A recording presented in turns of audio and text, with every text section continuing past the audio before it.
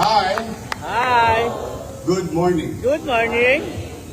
This is the day. This is the day. The July prayer. And I'm happy to be with you today. Mag-ingat kayo dahil pumapasok na po ang tag-ulan.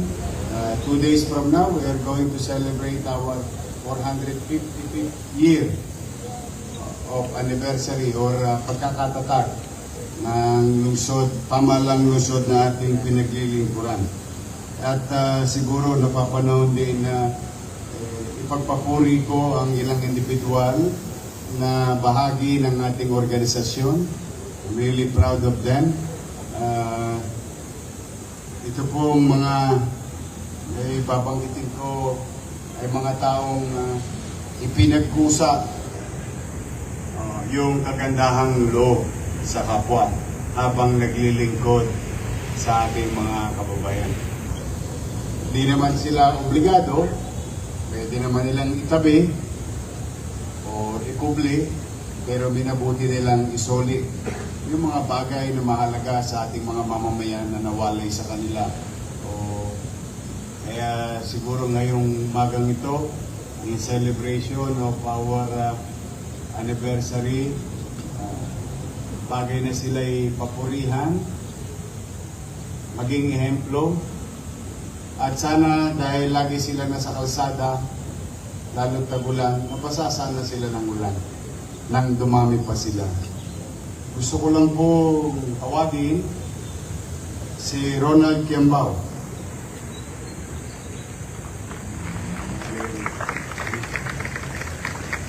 Manolito Recinto.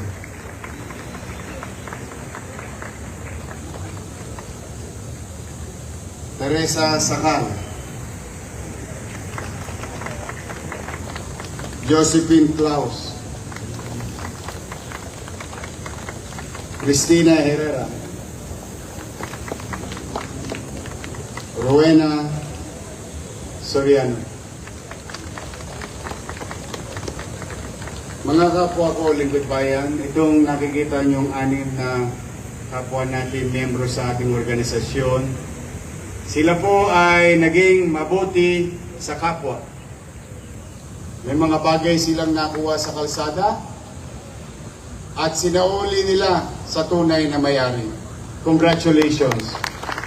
We are really proud of you. Pwede ba lakasan yung konti? Yay!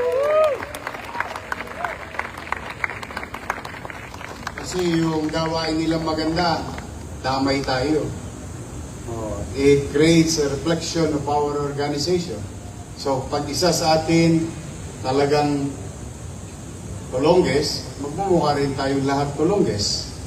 Pero kapag ganyang kabubuti ang ating mga manggagawa, bagay na ating ipinagpapapuri, at dito man lamang sa maliit naming kaparanan, ay kilalanin ang kabutihang loob ninyo. Una, sa paglilingkod sa taong bayan. Pangalawa, higit sa lahat, pagmamalasakit sa kapwa. We are proud of you. Isang mainit na palakpakan sa kanila. Kaya lang, andyan kayo at kakaroon kayong oiliness. Kailangan natin ng pressed powder. Lalo na si Rowena. Rowena, oiliness next to meron konting inanda sa inyo ang pamalang lungsod. Yes! Katulad ni Ronald Kiambao, nakapulot ng 80,000 pesos sinuli niya sa may-ari. Si Manolito, nakapulot ng wallet, sinuli sa may-ari. Si Teresa, nakapulot ng phone, sinuli sa may-ari. Si Josephine, nakapulot ng wallet, sinuli sa may-ari. Si Cristina, nakapulot ng wallet, sinuli sa may-ari. Si Rowena, nakapulot ng iPhone, Hindi sinoli, sinolo. Sana all. Buti pa iPhone napupulot. Yung iba sa inyo, hinuhulugan pa hanggang ngayon.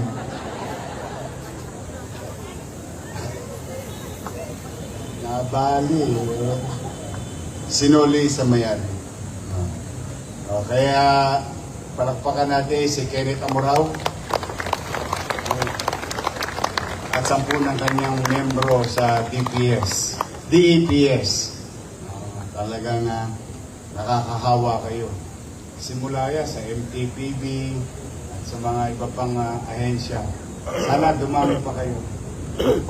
So, hanapan mo na ng item 2.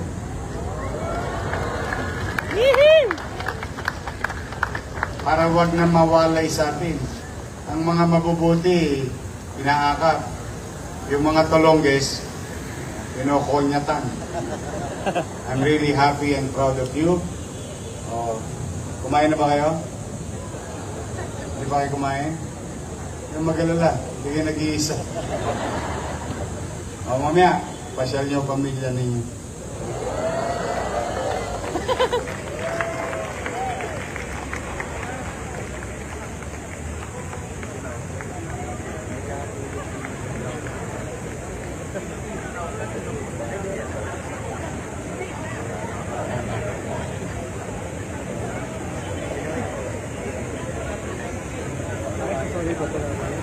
Hindi na sinoli, sinolo.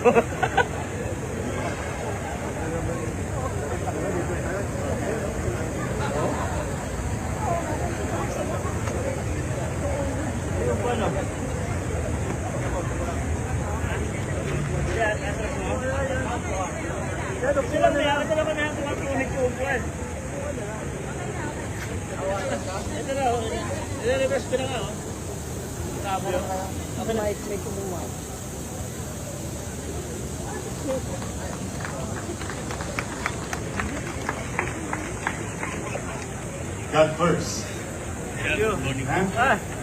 Mga rest, ha? Sabi niya, do your best and try to Ang galing mo. Salamat po. I'm really proud of you.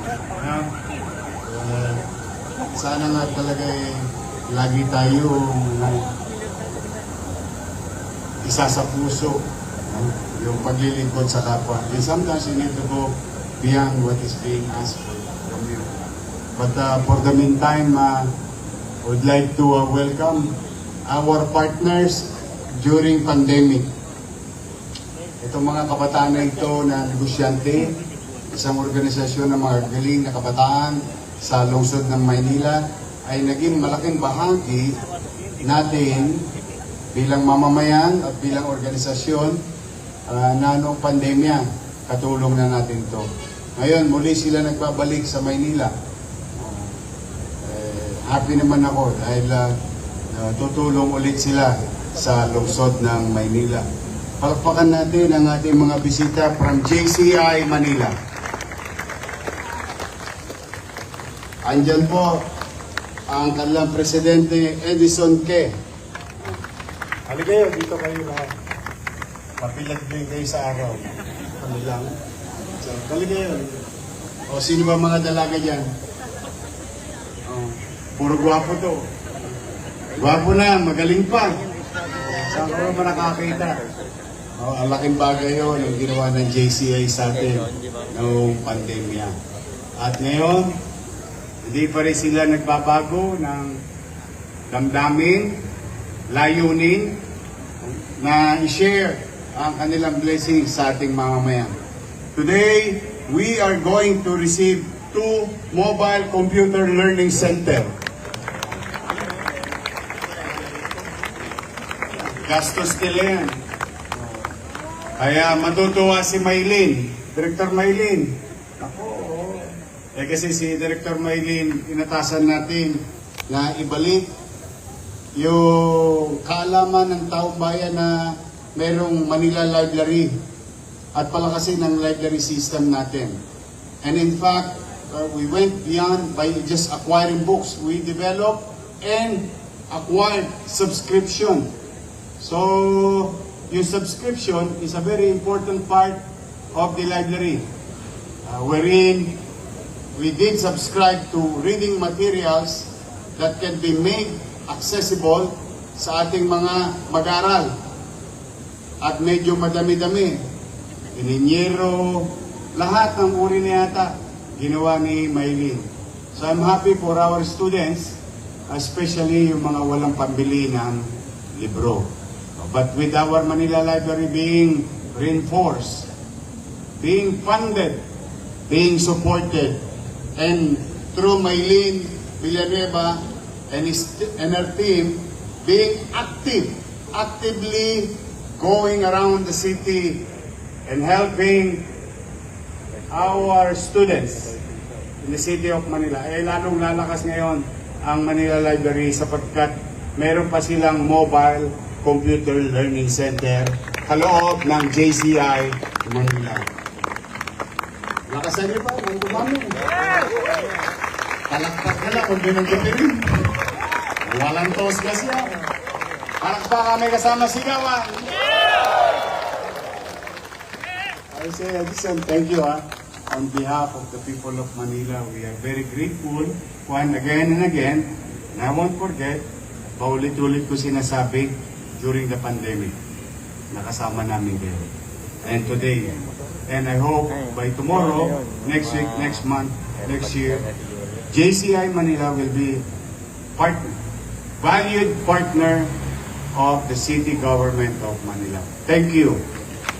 Your parents will be proud of you. Meron naman tatay sa inyo? Meron na? Tasa kami ang tatay. Oh, Happy Father's Day. Oh. So yung iba, binata, alam na this. Ayun, may bago kong abogada yan. Yan, dalaga pa yan. Bagong abogada. Baka naghahanap ka.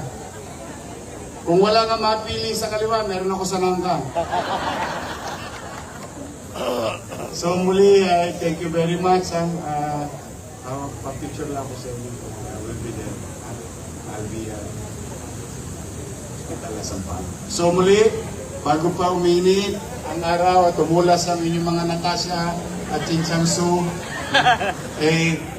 mag-iingat kayo. Take care of yourself.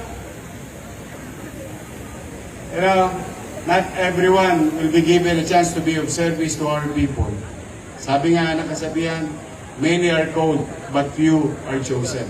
So you were the chosen one.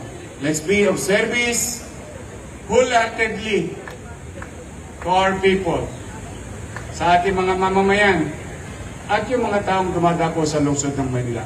At nawa, ngayong linggo, ay gabayan kayo ng Panginoon Diyos ng mabuting kalusugan at laging ligtas.